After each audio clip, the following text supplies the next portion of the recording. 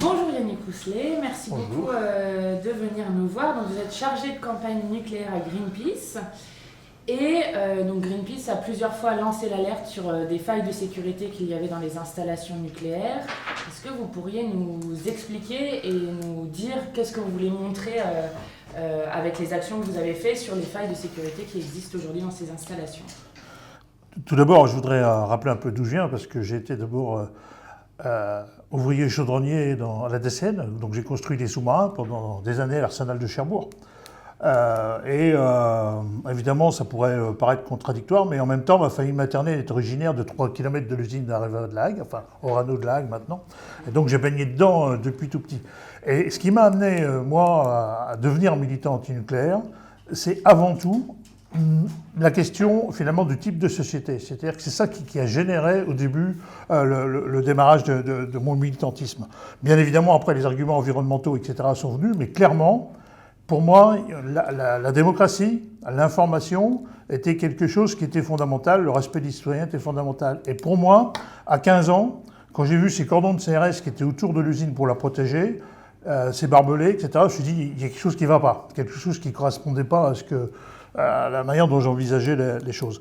Et j'ai trouvé à travers Greenpeace exactement ce que je cherchais, c'est-à-dire la confrontation radicale, le fait d'avoir des positions de fond extrêmement radicales, mais en même temps avec la non-violence qui était vraiment quelque chose pour moi, qui était quelque chose d'essentiel pour moi. Et évidemment, au fur et à mesure, j'ai progressé dans ma carrière professionnelle, et puis un jour, je suis devenu permanent de Greenpeace en mars 2002. J'avais commencé bien avant. Il faut voir qu'on a même fait, au nom de Greenpeace, dès les années 80, des actions même contre le lancement des sous-marins nucléaires. C'est-à-dire que j'étais à l'intérieur, mais en même temps, on avait organisé une action, par exemple, contre le lancement de l'inflexible dans l'arsenal de Cherbourg, puisqu'on défendait réellement une politique de reconversion. Et ça, c'était important. C'est-à-dire qu'on n'avait pas simplement une notion de dire c'est pas bien, mais il y avait vraiment un travail énorme à l'époque sur la reconversion. Alors pourquoi je vous raconte tout ça? C'est que je pense que c'est un lien direct avec aujourd'hui, la situation d'aujourd'hui. C'est-à-dire que la question, c'est comment les gens vont s'approprier cette question énergétique et comment on peut de fait faire des propositions positives malgré donc la mise en avant d'éléments très négatifs. Alors, pour en venir aux éléments négatifs, c'est que, bien évidemment, avec cette expérience que j'ai sur le nucléaire, je considère, moi, que le nucléaire sûr n'existe pas. Donc voilà pourquoi on en est à cette position-là aujourd'hui. C'est que, en fait, pour moi, le problème intrinsèque du nucléaire, c'est la matière par elle-même. Le fait d'utiliser une matière qui, par elle-même, est dangereuse, par elle-même est proliférante, nous ramène systématiquement à la question de sa protection, de sa gestion. Et forcément, ça génère un état policier, un système du secret, un système de contrôle à la société en permanence qui évidemment pose le problème de fond. Et après, quelle que soit la manière dont on va traiter la question, on reviendra toujours à cette question de la sécurité et de la sûreté, à travers le fait que c'est la matière elle-même qui pose le problème. Est-ce que vous pouvez nous expliquer la différence sûreté-sécurité? Alors, donc, la question de sûreté, c'est tout ce qui va être la manière dont les installations vont être protégées par elles-mêmes, c'est-à-dire en fonctionnement normal, comment l'installation va elle-même avoir suffisamment de résistance en termes de pression ou de chaleur à l'intérieur de l'installation, et aussi comment elle va résister aux agressions naturelles.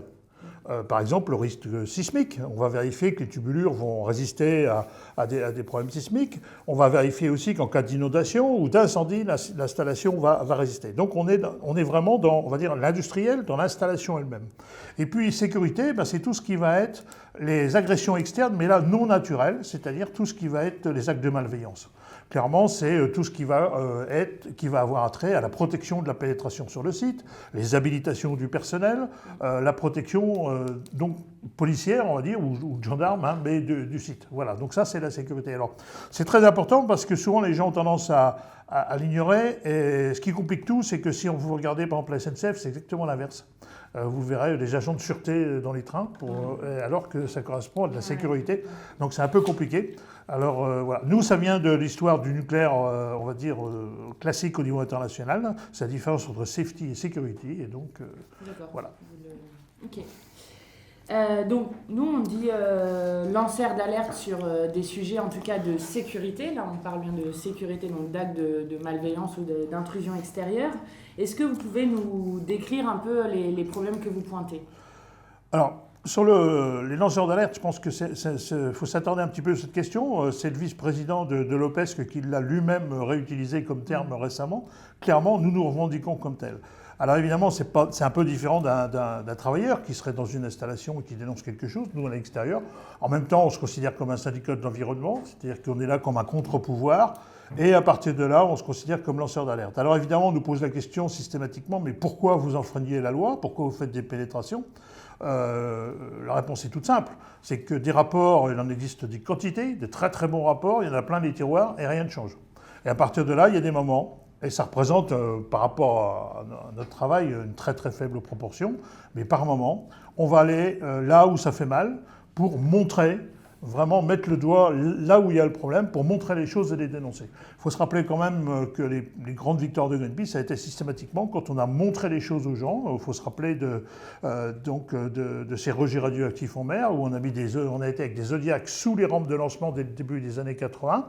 Et finalement, malgré tout, il faut aller après à la table de négociation. C'est-à-dire que bien évidemment, il ne s'agit pas simplement d'aller faire une grève illimitée, de ne pas aller avoir des négociations derrière. Il s'agit derrière d'aller sur le tapis vert. Clairement, quand on prend cet exemple du rejet en mer, on fait des actions dès 83, mais on gagne devant donc la Cour internationale maritime à Londres en 93. C'est-à-dire qu'il faut derrière un travail juridique, un travail d'expertise qui va avec la dénonciation sur le terrain.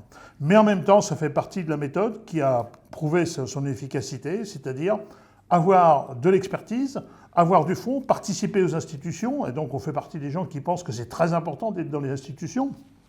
À ce titre-là, c'est pour ça que quand je suis appelé à une audition à l'Assemblée, évidemment, j'y viens, mais on est aussi membre du Haut Comité sur la transparence et l'information sur la sécurité nucléaire. Ce Haut Comité qui a été mis en place suite à la loi de juin 2006 a amené, disons, une possibilité d'avoir des échanges avec les exploitants. Les commissions locales d'information auprès des établissements nucléaires, c'est la même chose, nous y sommes présents, et on invite d'ailleurs les gens à y participer. C'est pas la panacée. Clairement, dans ces institutions, on pourrait très vite avoir un ronron. Et clairement, s'il n'y a pas des associations d'opposition, il ne s'y passe rien. C'est-à-dire qu'objectivement, c'est nous qui faisons l'animation des réunions. Sinon, les exploitants entre eux, ont tendance à un peu célébrer entre eux la grande qualité de l'industrie française. Donc, évidemment, on est là aussi des gens qui sont porteurs d'un message à l'intérieur des institutions. Et donc, pour nous, ce qu'on dit toujours, c'est qu'il faut être dedans et dehors. Dehors pour de faire des actions, pour montrer, faire un rapport de force, parce qu'on peut aussi aller dans des institutions que personne ne nous écoute. Clairement, le jour où on n'est plus capable d'organiser un rapport de force, nous, on ne va plus dans les institutions, parce que là, on va se faire évidemment rouler dans la farine et digérer. Donc, si on veut que ça ait du poids, on le sait, un directeur de cabinet, il est sensible à 200 000 personnes dans la rue ou des gens sur le toit d'une centrale nucléaire. Sinon, le rapport, il reste dans le tiroir. Mais justement, Jean-Marie Brome, il nous disait lors d'une précédente audition que, contrairement à d'autres pays, en France, le nucléaire, c'est pas une énergie comme dans d'autres pays, mais c'est un dogme. Et on voit que dans les militants antinucléaires en général, enfin en tout cas les associations ou les individus qui font des alertes sur ce sujet, comme le fait Greenpeace, on voit qu'il y a quand même une intimidation militante, voire une répression qui se met en place. Donc vous avez eu votre domicile qui était perquisitionné en décembre 2016, si je ne me trompe pas, avec saisie de téléphone, ordinateur, disque dur externe, etc. On voit à Bure, sur le projet d'enfouissement de déchets nucléaires, des personnes qui sont poursuivies pour port d'armes avec une pelle à tarte, 2 opinels et un câble électrique. Jean-Marie Brome lui-même nous disait que être anti-nucléaire quand on est physicien, ça se ressent un peu sur les promotions aussi. Est-ce que quand vous parlez de culture du secret, comment on le ressent en dehors d'être dans des institutions qu'il faut être dedans et dehors, comment on le ressent en étant un militant anti-nucléaire ? Clairement, on le sait, les gens qui dérangent un système qui est en place, évidemment, sont susceptibles d'avoir en face d'eux la protection du système par lui-même. Et là, dans le domaine du nucléaire, c'est très clair qu'on est quasiment dans le domaine de la croyance. C'est-à-dire que, historiquement, le nucléaire fait partie de l'identité française. Elle a été vue comme telle. elle fait partie du cocorico à la française, de l'arrogance française, avec de la prétention comme quoi on serait la première industrie nucléaire du monde, ce qui est archi faux. Jamais, voilà, on n'a construit que 4,5% des installations nucléaires du monde, donc on est loin derrière Mitsubishi ou d'autres constructeurs. Donc ça n'a pas vraiment de sens aujourd'hui. Voilà. Alors le problème, c'est que dès qu'elle se sent agressée, cette institution, l'État est derrière. Alors il y a deux raisons. D'abord, il y a une partie de cette industrie qui elle-même est l'État dans l'État. Et là, on renvoie aussi à la philosophie des grands corps qui aujourd'hui, le corps des mines en particulier, qui fait une espèce d'autoprotection systématique, et là je dirais idéologique. Et puis derrière, on a les outils de l'État. Et clairement, le terme de répression, il est quelque chose qui a toujours été. Moi, ma première perquisition à mon domicile, j'avais à peine 18 ans et c'était pour des bus du travailleur du nucléaire qui avaient brûlé. Tout le monde savait très bien que ces bus n'avaient brûlé pour une histoire interne à l'entreprise, mais ça a permis de nous mettre plusieurs jours en garde à vue. Et donc, clairement, on sait que ça existe, ça fait partie du problème aujourd'hui. Lorsque j'ai simplement mis sur la place publique des informations comme les transports de plutonium en France, à partir de là jusqu'à Marcoule, c'est ce qui a dérangé le gouvernement. Et donc, sur ordre de la ministre de l'époque, la DGSI est venue à mon domicile, perquisitionner, m'a pris tous mes ordinateurs, etc. etc. J'ai fini par passer un bon bout de temps dans les locaux de la DGSI au 4e sous-sol, interrogé comme un vulgaire terroriste, parce que simplement j'avais mis sur la table une question de sécurité. Or, on voit bien qu'aujourd'hui, la question de la sécurité de transport, elle est toujours là. Et malgré tout, voilà. Donc oui, c'est une généralité. On subit clairement une pression qui peut fonctionner, parce que c'est évident que pour certains militants, le fait de se retrouver en garde à vue peut calmer les ardeurs. Donc c'est vrai que c'est un pouvoir. Mais quand même, je rappelle que historiquement, on nous disait qu'on était, nous, les idéologues et les dogmatiques. Aujourd'hui, la réalité, c'est que nous, on est pragmatiques. On regarde les choses telles qu'elles sont. Et aujourd'hui, il y a des idéologues qui restent. C'est les derniers de l'église nucléaire en France. Et ceux-là, ils sont en train de progressivement tourner la page. Mais clairement, il reste encore du travail. Et je pense qu'on aura encore des soucis, quelquefois, avec la justice. Oui, et c'est ce qu'on nous disait à Greenpeace aussi, c'est qu'il y avait de plus en plus de procès, justement, et qu'il y avait une judiciarisation qui se crée. Et sur la question des transports, pour que tout le monde comprenne bien, donc vous, ce que vous avez montré, c'est que, notamment, juste en étant militant de Greenpeace et en observant un peu, vous pouviez notamment déduire les trajets que faisaient les chauffeurs, et que la matière qui était transportée transportée dans des camions qui n'étaient pas assez protégés. C'est notamment ça. En fait, en France, on a une véritable toile d'araignée que les gens connaissent très mal. C'est-à-dire qu'il faut voir que, par exemple, l'uranium qui arrive du Niger va arriver au Havre, puis partir par train pour aller jusqu'à Narbonne. Puis de Narbonne, à l'usine Comurex 1, ça va repartir de Pierre-Latte, ça va aller à Romans-sur-Isère. Et puis après, ça va partir vers les centrales, donc partout en France, pour aller ensuite à l'usine de Lague. Puis ensuite, on va refaire des retours vers l'usine Mellox. Donc on a une véritable toile d'araignée. Et en fait, on dit qu'en France, tout le monde est auprès d'installations, mais pas seulement. Les gens ne peuvent pas s'imaginer ce qui passe en région parisienne. Le nitrate d'uranyle, les trains entiers nitrate d'uranyle passent en utilisant le réseau RER. Donc il y a une réalité de cela qui est quotidienne. Et puis il y a donc ces fameux transports de plutonium, c'est-à-dire que l'usine de Areva-de-Lac extrait du plutonium. Et toutes les semaines, on a entre 300 et 450 kg de plutonium qui partent de l'usine de Lac pour plus de 1000 km de périple. Que par l'autoroute pour aller donc à Marcoule. Et donc, on va dire qu'à peu près une fois sur 4, donc on va dire à peu près une fois par mois, ils vont emprunter la francilienne. C'est-à-dire qu'ils vont prendre l'autoroute de Normandie, puis passer juste en dessous de Paris, quelquefois, donc pour s'arrêter à Saclay pour aller casser la croûte avant de continuer le chemin. Et donc, on a vraiment un trafic permanent. Et il faut donc se rappeler que dans ces camions, il y a donc 150 kg de plutonium à chaque fois. Il faut se rappeler que Nagasaki, c'est 8 kg. Voilà, c'est pas du chocolat qu'on transporte dans ces camions. Et clairement, on a démontré, et c'est ça qui a évidemment dérangé l'industrie nucléaire, c'est que ces camions sont extrêmement vulnérables. On a montré par exemple dans le film qui a été projeté sur Arte récemment que finalement il y a un gros problème avec les points hauts en particulier. On peut être sur des ponts complètement inaccessibles à l'escorte, et en fait on pourrait directement, de manière très très simple, apporter préjudice à ces camions. On a fait faire une étude à un ingénieur anglais il y a quelques années, dans lequel on montrait que dans le tunnel de Vélizy, donc au bout de Versailles, là, on avait l'effet tunnel qui pouvait se produire et que donc sans armes, simplement avec un camion de kérosène, on pouvait disperser la totalité du plutonium en 35 minutes. Alors vous imaginez que si on choisit bien les conditions météo qui vont bien en direction de Paris, on peut avoir quelque chose de catastrophique. Oui, et puis dans le film d'Arte, vous montrez notamment que le camion, vous le doublez une première fois. Absolument. C'est-à-dire que... Vous arrivez à le suivre et à le doubler plusieurs fois dans le... Il y a une véritable routine. C'est-à-dire que ces camions partent systématiquement le lundi ou le mardi pour finalement arriver à Marcoule. Et puis parce qu'on est dans un système industriel et que les chauffeurs veulent être revenus pour la fin de la semaine, ils remontent le jeudi et vendredi. Donc finalement, on a cette routine permanente et il suffit d'observer à quelle heure ils vont partir pour savoir exactement quel est le chemin qu'ils vont emprunter, parce que l'heure de départ est calculée en fonction du chemin qu'ils vont emprunter.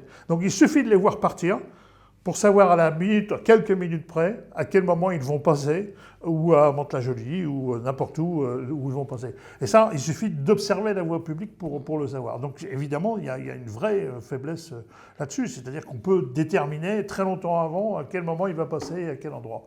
Et donc évidemment, c'est un gros problème. Oui, bien sûr.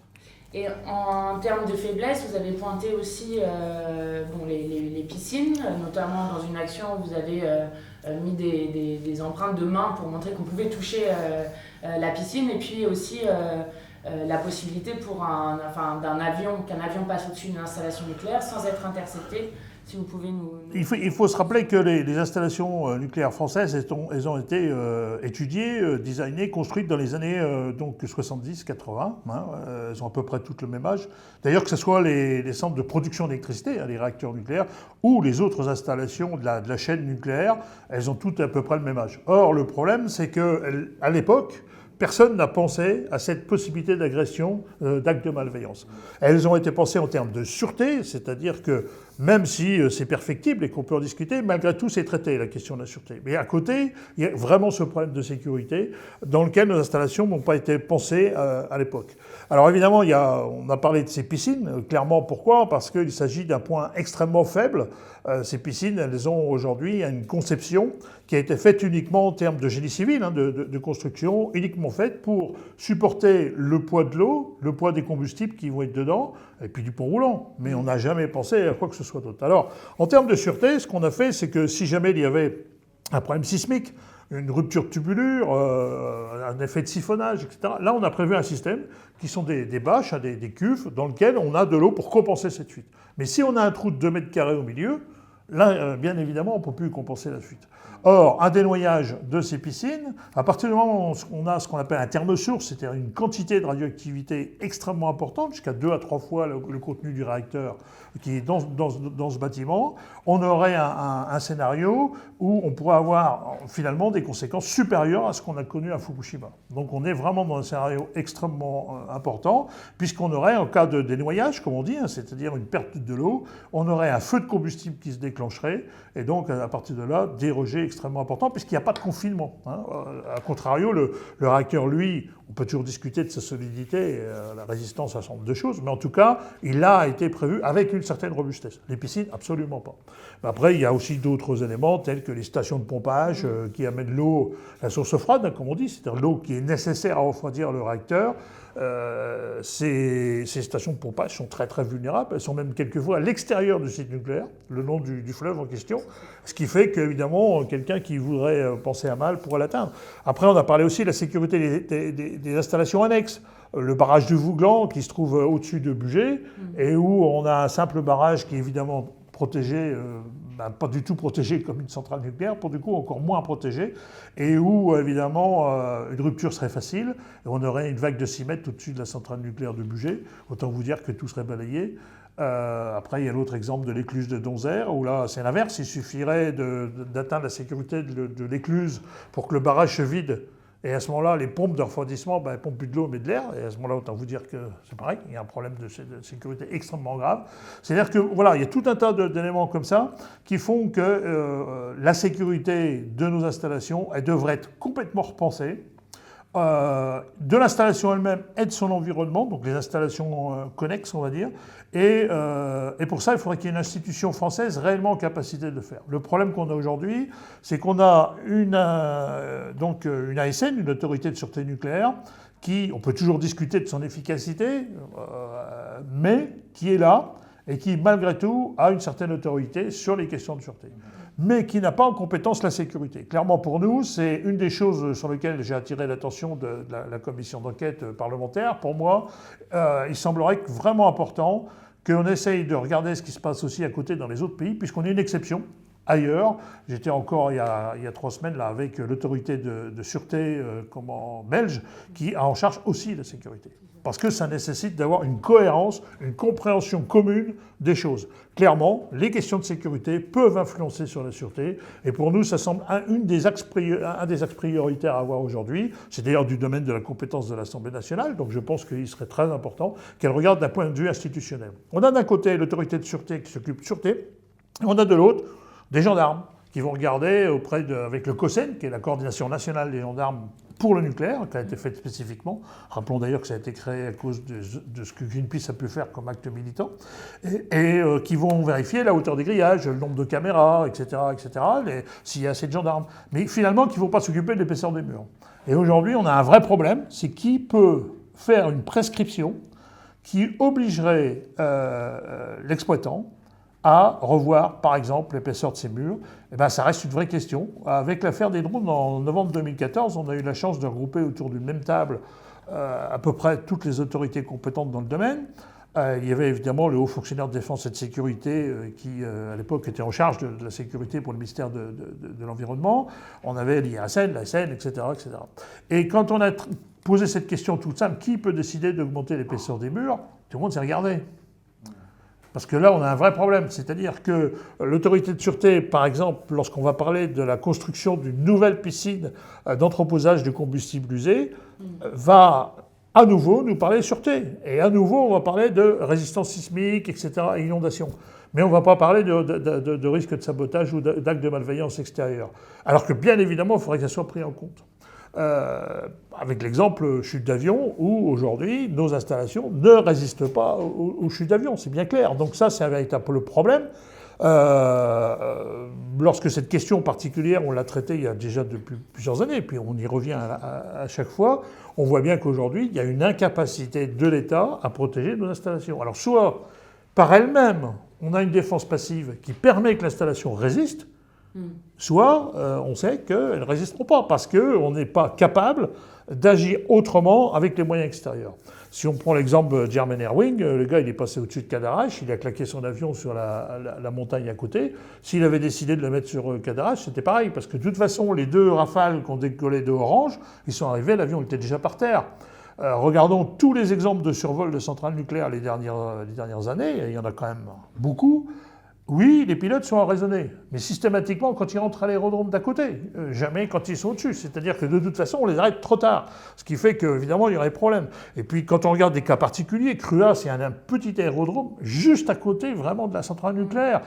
Fessenheim, c'est encore pire, parce que là, c'est juste le Rhin qui est entre deux. Mais vu que c'est du côté allemand qu'il y a l'aérodrome, ben évidemment, on ne peut pas agir. Alors on n'agit pas, et ce qui fait qu'on a à Fessenheim, un aérodrome qui est vraiment extrêmement proche de la centrale nucléaire. Donc il y a vraiment un ensemble de problèmes à regarder. Pour ça, ça veut dire qu'il faut qu'il y ait une institution qui réellement ait cette vision d'ensemble, c'est-à-dire sûreté, sécurité, et qui regarde la cohérence. Donc ça, c'est le premier axe. Deuxième axe, clairement, la défense passive. Il faut vraiment qu'il y ait un travail qui soit fait là-dessus, parce qu'il n'y a rien de mieux qu'une installation qui résiste par elle-même. Et à ce moment-là, la question de est-ce qu'on est passé le grillage ou pas passé le grillage devient beaucoup moins importante, alors qu'aujourd'hui, on s'aperçoit que les grillages, ils servent à rien. Enfin, je veux dire, les temps de pénétration des militants de Greenpeace, systématiquement, sont extrêmement réduits. Les gens qui font ça, c'est des gens lambda, qui n'ont rien de commando spécialisé. Simplement, à chaque fois, il s'agit de quelques minutes, de 6 à 8 minutes, pour être entre l'extérieur, au moment où il y a un top à la grille, et le moment où ils vont toucher cette piscine qui est extrêmement fragile. Donc, bien évidemment, les gendarmes ne font qu'arriver systématiquement en retard. C'est évidemment pas une réponse. bon, sans citer personne précisément, mais je peux vous dire qu'on a discuté avec eux, avec vraiment des spécialistes, des gendarmes qui s'occupent de ça, et qui nous disent, de toute façon, au moment où vous êtes à la grille, il est déjà trop tard pour nous. C'est évident, c'est une évidence. Donc, à partir de là, il faut repenser vraiment la manière de gérer ça. Troisième axe, à mon avis, très important, c'est celui de la gestion de ces déchets, de ces combustibles, de l'ensemble des éléments connexes à nos installations. Puisqu'on peut imaginer, même s'il y avait une position de vision énergétique, enfin politique, vis-à-vis de l'énergie, extrêmement radicale, on sait bien qu'on ne va pas mettre la clé sous la porte ce soir. Bon, donc à partir de là, ce temps qui peut être discuté suivant les propositions de scénarios qui sont faites, en tout état de cause, plusieurs années, nous aurons à gérer les installations en fonctionnement, et au-delà de ça, on aura à gérer l'héritage, c'est-à-dire des installations qui de toute façon mettront longtemps à être démantelées, des milliers de tonnes de déchets nucléaires et de combustibles irradiés, donc de toute façon, il y a nécessité à la gestion de ça. Ensuite, quelles que soient les solutions qu'on admette ou pas, et nous par exemple nous sommes totalement opposés à l'enfouissement des déchets à CIGEO, mais même si c'était admis que CIGEO se fasse, de toute façon on ne pourra pas mettre des combustibles irradiés et les déchets de très haute activité vitrifiés, et donc l'objectif CIGEO est pourtant celui-là, avant 2075-2080. Donc en tout état de cause, on a devant nous plusieurs dizaines d'années à gérer un stock de combustibles irradiés qui sont vraiment problématiques et auxquels il faut vraiment qu'on trouve des solutions extrêmement fortes. Et pour nous, les solutions choisies aujourd'hui sont absolument pas adaptées. Pour nous, on considère vraiment que le retraitement est quelque chose qui a été pensé il y a plusieurs dizaines d'années avec une certaine logique. Rappelons-nous que c'était fait pour extraire du plutonium pour les bombes, ça a été fait pour ça. UP1 à Marcoule était fait pour ça. Ensuite, on a voulu plus de bombes à l'époque parce que c'est la course à l'armement. Donc, on a fait UP2 400 à l'usine de La Hague. Et puis après, on ne savait plus trop comment faire. Donc, pour justifier ce système, et donc on a inventé le combustible MOX comme étant un justificatif, on va dire, à continuité de cette industrie. Mais de manière pragmatique, personne ne s'est mis autour d'une table pour réfléchir à quoi ça sert encore. C'est-à-dire que pour nous, clairement, il y a un gros problème. C'est que le retraitement, à contrario de ce que dit Orano encore aujourd'hui, ne diminue pas le volume des déchets. Il l'augmente de manière extrêmement importante. Et ça, c'est un problème, c'est que si vous avez du combustible, un assemblage combustible que vous gardez tel qu'il est, évidemment, il est problématique. On dit que nous, il faut sortir du nucléaire. Mais celui qui est là, en tout état de cause, le fait de le cisailler, comme on le fait à Orano-La Hague, le fait de le dissoudre, etc., fait que vous imaginez que lorsqu'on le coupe, tous les gaz radioactifs partent. Tous les radioéléments vont passer à travers des filtres, etc. Donc on a des filtres qui deviennent des déchets. Vous avez des solvants qui vont devenir des déchets. Vous avez des outillages qui vont devenir des déchets, etc., etc. Et puis après, on nous a vendu des solutions comme le compactage pour les déchets technologiques. Vous savez, on va écraser tout ça, etc. Alors c'est vrai que sur le papier, ça fait bien parce qu'on dit, en compactant, on va diminuer le volume de déchets. La réalité, c'est qu'en compactant, on concentre aussi la radioactivité et qu'à partir de là, il faut faire un suremballage pour protéger la radioactivité et on arrive au volume initial. C'est une arnaque totale, mais totale. Donc, nous, on avait évalué dans une étude qui est sortie en 2000 que pour une tonne retraitée, on produit à peu près 65 mètres cubes de déchets nucléaires supplémentaires. Donc, on crée des déchets en faisant les opérations de retraitement. Ensuite, on isole le plutonium. Le fait de l'isoler fait qu'il devient une matière proliférante, une matière à risque, puisqu'on se retrouve avec plusieurs dizaines de tonnes de plutonium sur les étagères de La Hague qui pourraient être détournées à d'autres fins. Or, lorsqu'ils sont dans le combustible irradié, il faut une installation aussi complexe que celle de La Hague pour l'extraire. Ce qui fait qu'en fait, il ne peut pas être mieux protégé vis-à-vis des risques de prolifération que lorsqu'il est dans le combustible irradié. Donc même si on est dans une position pro-nucléaire, aujourd'hui, le retraitement n'a vraiment pour nous aucune justification. Sauf à, comme on disait, on est sur un vélo et si on a deux pédales, il tombe. C'est-à-dire qu'on est dans une espèce de logique française aujourd'hui où EDF est obligé par contrainte d'être solidaire de Renault, donc d'acheter du MOX, qui n'intéresse personne. Chez EDF, je veux dire, la majorité des gens maintenant pensent que c'est une connerie, ça coûte plus cher. Je vous renvoie à l'étude de Supela qui était sortie au début des années 2000, dans laquelle il y avait une étude comparative économique très intéressante entre le combustible classique et la MOX. On voit que le MOX coûte plus cher. Il pose des quantités de problèmes de pilotage. Donc, arrêtez le retraitement. Et ces combustibles irradiés, pour nous, il y a moyen aujourd'hui de les stocker en voie sèche. C'est une méthode qui est promue par Orano un peu partout dans le monde, sauf en France, évidemment, parce que ça mettrait à mal le retraitement. Elle fait un procédé qui s'appelle New Homes New Homes Matrix, qui est un procédé dans lequel le combustible irradié en sortie de centrale, en sortie du réacteur. Alors évidemment, ça ne solutionne pas les 3 ans dans la piscine de désactivation. Ceux-là, ils resteront problématiques, parce que ceux-là, on ne peut pas s'empêcher.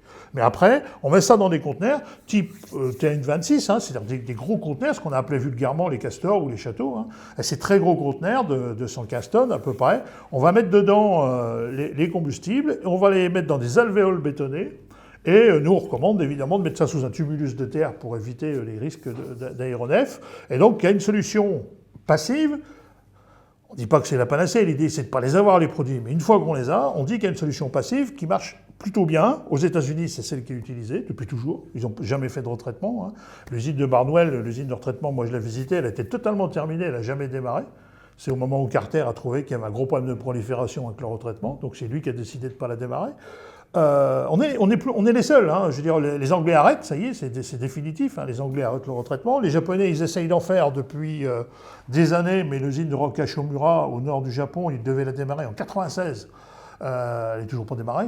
Autant vous dire que je pense qu'elle redémarre. Ils viennent d'annoncer encore 3 ans de report. Donc, non, je dirais même que c'est assez bizarre comment même les gens pro-nucléaires aujourd'hui ne raisonnent pas de manière un peu plus pragmatique. Parce que ils pourraient encore sauver leur filière.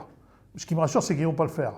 Mais ils pourraient. Je veux dire, aujourd'hui, ils décideraient de fermer 20 à 22 réacteurs en mettant l'argent qui est sauvé là par leur mise à niveau de ces réacteurs dans l'entretien des réacteurs donc qu'ils voudraient prolonger. Et à ce moment-là, avec un peu d'argent pour construire de nouveaux qui permettraient de maintenir les ingénieurs, ils arrêtent le retraitement. Ils y arriveraient. Ils vont tout faire. Ils veulent garder le retraitement, le MOX, etc., qui leur coûte cher. Ils parlent même de MOXer les 1300 MW, ce qui est un non-sens total. Et en même temps, ils disent on va investir malgré tout. Or, vu la situation aujourd'hui économique de l'industrie nucléaire et d'EDF, c'est clair que c'est juste impossible. On va droit dans le mur. Parce que voilà, Macron et son gouvernement, ils continuent quand même sur une politique de fuite en avant. Donc il a dit qu'ils allaient construire de nouvelles centrales. Ils ont parlé ça c'est Reporter qui a dévoilé ça, d'une super piscine nucléaire à Belleville-sur-Loire. Donc on voit qu'ils continuent. Avec Bure, c'est la moins mauvaise des solutions. Ils sont bloqués à La Hague aussi, parce que du coup, d'où cette superpuissance nucléaire, parce que La Hague est en train d'être complètement pleine. Donc eux, ils continuent cette fuite en avant sans ce pragmatisme qui est qu'il faut à un moment regarder les différentes options de choix de société comme tu... Je crois que c'est là que c'est le plus grave, c'est-à-dire qu'il faudrait avoir un courage politique que personne n'a eu, c'est-à-dire qu'il y a eu les grandes déclarations de la mandature d'avant dans lequel on a parlé de ces 50% d'électricité nucléaire en 2025, mais où strictement rien n'a été fait, et où quand tu arrives et il dit je vois pas comment je vais faire d'ici 2025, objectivement, il y a une partie de son argument qui pose problème. C'est-à-dire que c'est vrai que si personne ne fait rien, d'ailleurs si lui non plus ne fait rien, la prochaine mandature, on dira la même chose. Donc on a vraiment un vrai problème d'être capable de poser des actes. Et le problème, c'est qu'en plus, on n'anticipe rien. Alors, il est clair que l'histoire de la reconversion de Fessenheim est assez typique de la chose, c'est-à-dire que finalement, on décale dans le temps la manière de prendre des responsabilités, et là aussi, on ne regarde pas non plus de manière sérieuse les choses. Quand j'entends encore maintenant, cette semaine, que des politiques nous parlent que l'ASN nous dira quel réacteur a fermé, c'est-à-dire que ça voudrait dire qu'ils ne connaissent même pas la manière de fonctionner de leurs institutions. L'ASN ne dira jamais quel réacteur fermer. Elle les conseillera même pas. Elle n'est pas du tout là pour cela, c'est pas son rôle. Et il ne faut pas confondre les problèmes de sûreté et de sécurité qui sont vrais avec la politique énergétique. Et la politique énergétique, il faut qu'elle revienne réellement dans les mains de la représentation nationale et que ça soit bien elle qui décide de ça, et en matière de politique énergétique, et de ne pas mélanger les choses. Alors après, que les critères de sécurité, sûreté, d'emploi, etc., rentrent en ligne de compte, c'est bien évident que c'est une nécessité. Mais la question, on doit se poser aussi de manière totalement pragmatique. Quand j'entends dire... Moi, j'avais posé la question même à Hollande, pourquoi on choisit Fessenheim ? Oui, parce que c'est la plus vieille, machin, etc. OK, mais il ne faudrait pas simplement mettre ça sur la table. Il faut mettre l'ensemble des choses. Moi, je dis bien souvent, si on mettait tous les boutons en me disant « fermez-en 2 », je ne suis pas sûr du tout que j'aurais fermé Fessenheim. Parce qu'il y a bien l'autre qui pose des problèmes. De même que fermer tout un site, d'un point de vue socio-économique, c'est une vraie question.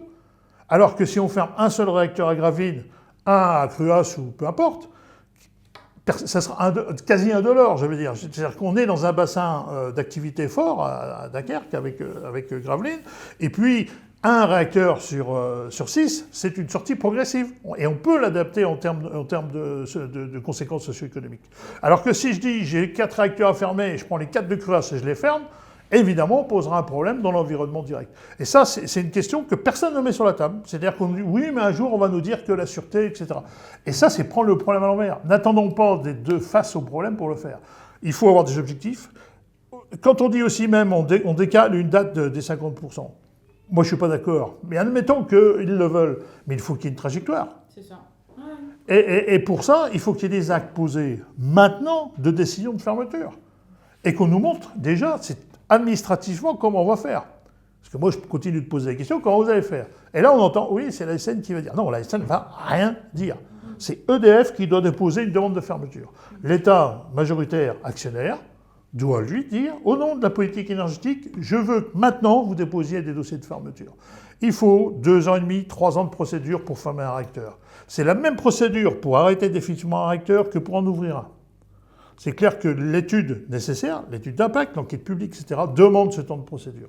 Ce qui veut dire que si on veut être sérieux sur un échelonnement des fermetures de réacteurs, eh bien, il faut qu'il y ait des décisions posées dès maintenant.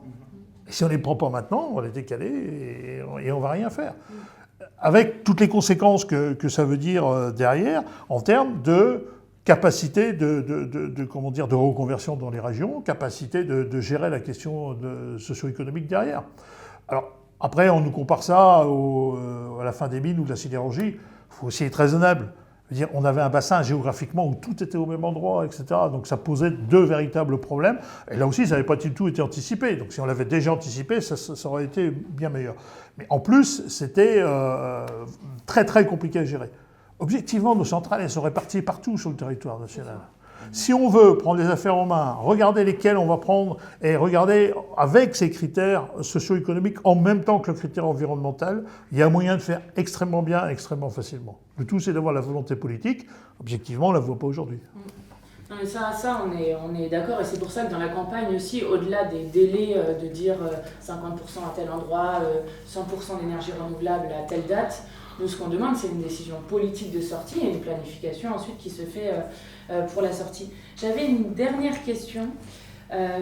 Si je ne me trompe pas, Greenpeace dit que pour la défense passive des piscines, on aurait un coût entre 500 millions et 1 milliard par piscine. Et vous disiez tout à l'heure au début que vous militiez pour un type de société, pour une question démocratique aussi d'information. Et nous, on dit souvent que le fait de continuer de manière complètement dogmatique, comme vous l'avez bien montré dans le nucléaire, c'est aussi quelque chose qui aujourd'hui freine le développement des énergies renouvelables, notamment parce qu'on va mettre 100 milliards dans le grand carénage donc pour rafistoler, enfin pour les questions de sûreté nucléaire sur les centrales qui arrivent à leur durée de vie maximale prévue.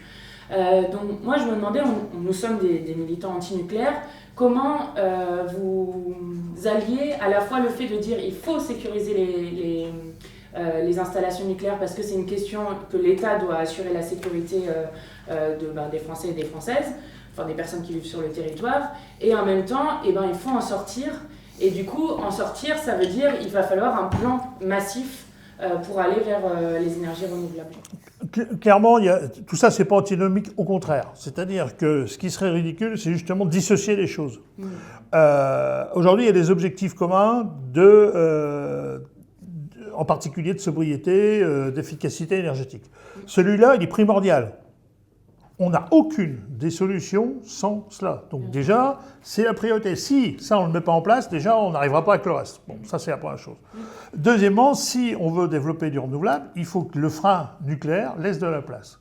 Notre système, tel qu'il est conçu d'interconnexion, notre système aujourd'hui de répartition de l'électricité, fait que finalement, la valeur d'ajustement, elle n'est pas là où elle devrait être, et que le nucléaire empêche aujourd'hui le développement du renouvelable. C'est clair.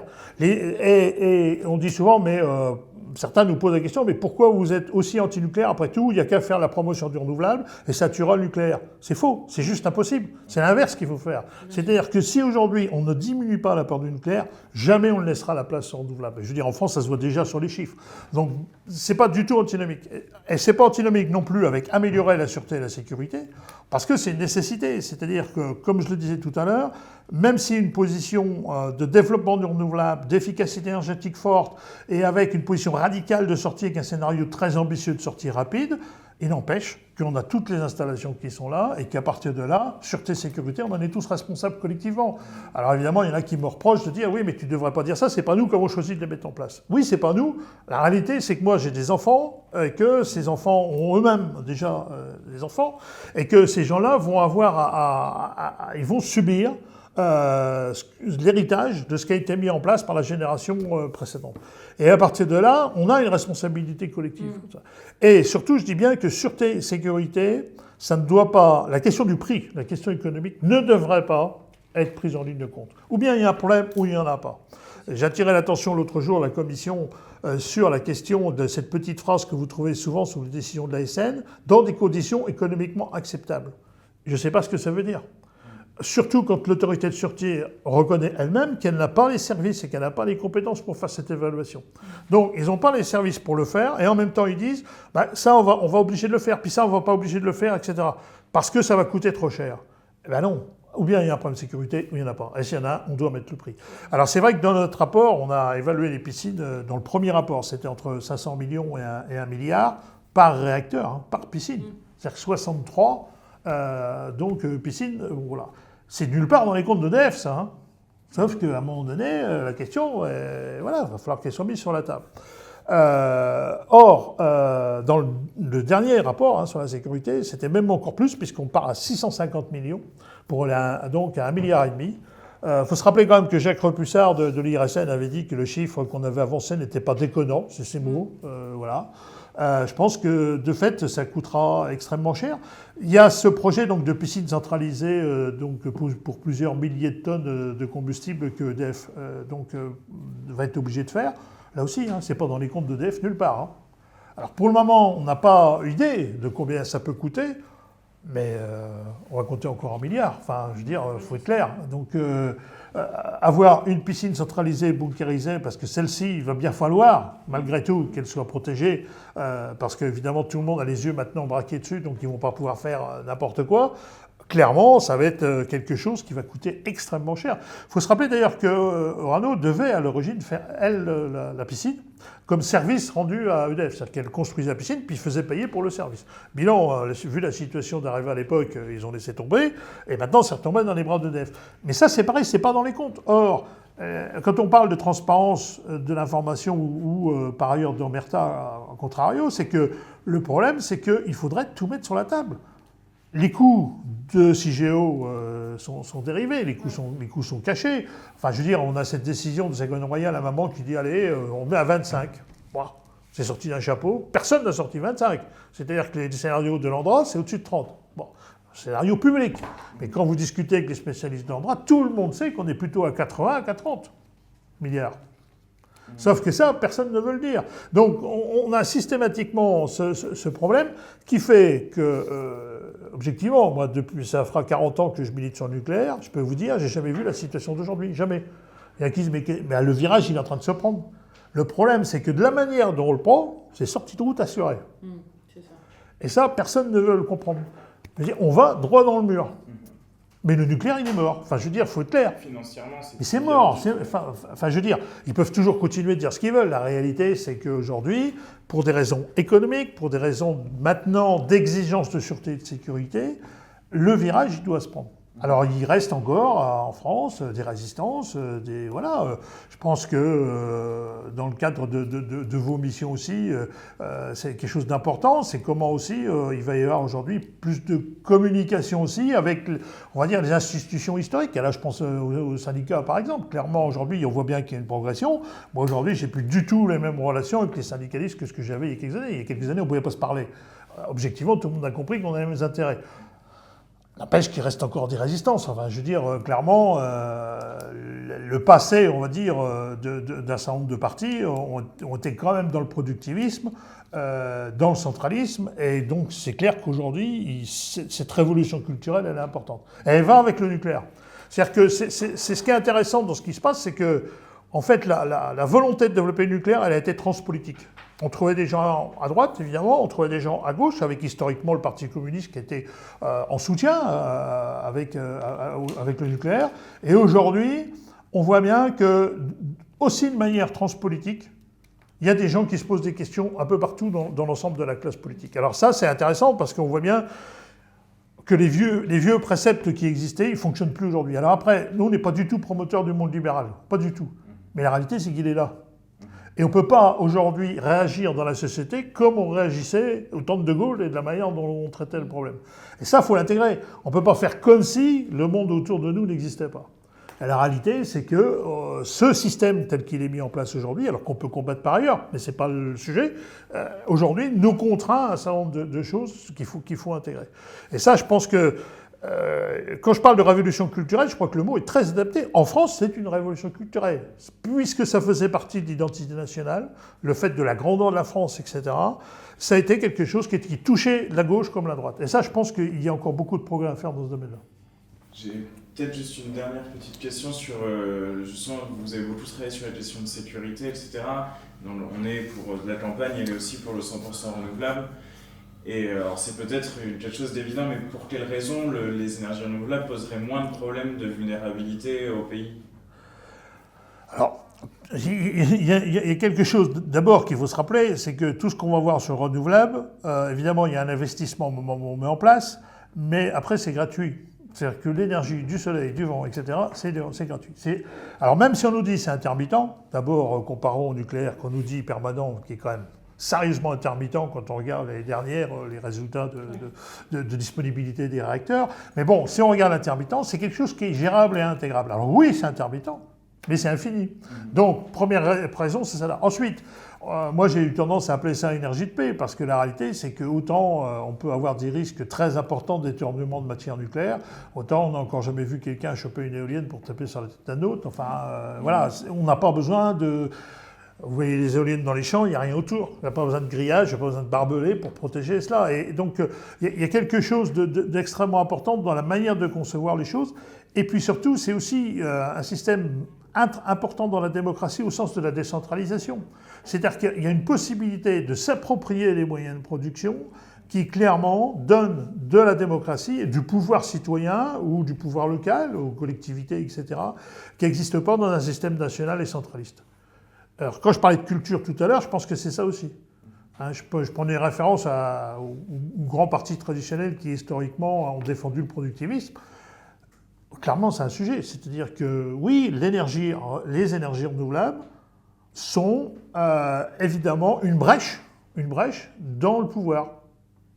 Évidemment. C'est d'ailleurs ce qui est intéressant, parce que ça donne de l'autonomie aux citoyens. Merci beaucoup, c'était passionnant.